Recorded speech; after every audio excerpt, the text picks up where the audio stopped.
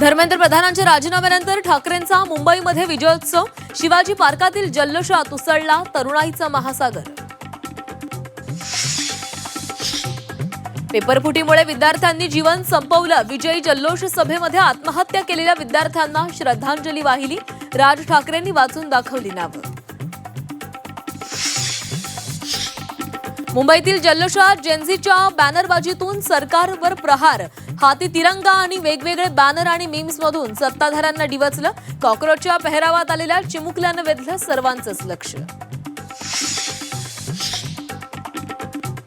जल्लोष सभेसाठीच्या सहकार्याबाबत राज ठाकरेंकडून पोलिसांचं कौतुक, महाराष्ट्र आणि दिल्ली पोलिसांचा यामध्ये हाच फरक असल्याचं सांगत मानले आभार।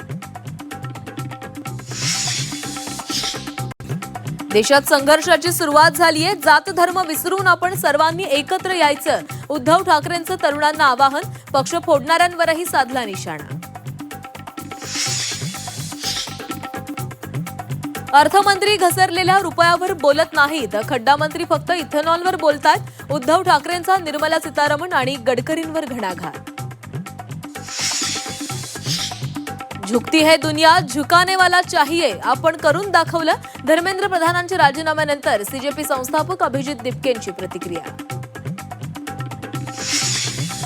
धर्मेंद्र प्रधानांचा राजीनामा हिटलरला झुकवल्याच्या आनंदासारखा, जसं वागला तसंच अंत होणार, संजय राऊतांचा सत्ताधारी भाजपला इशारा, जंतर मंतरवरील आंदोलनातून बोध घेण्याचाही सल्ला। नवे शिक्षण मंत्री प्रल्हाद जोशींना नीटचा अर्थ माहितीये का, खासदार संजय राऊतांचा खोचक सवाल, प्रल्हाद जोशी जास्तीत जास्त कोळसा मंत्री होऊ शकतात, राऊतांचा टोला।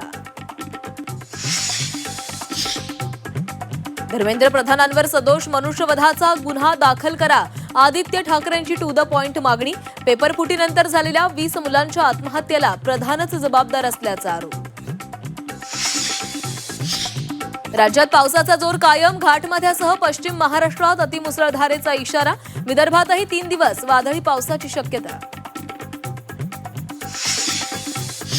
ठाण्यातील काळू धबधबा परिसरात पाण्याचा प्रवाह वाढल्यानं 3 जण वाहून गेले, वाहून गेलेल्या 3 ट्रेकरचा मृत्यू, खबरदारी म्हणून धबधबा परिसरात पर्यटकांना बंदी।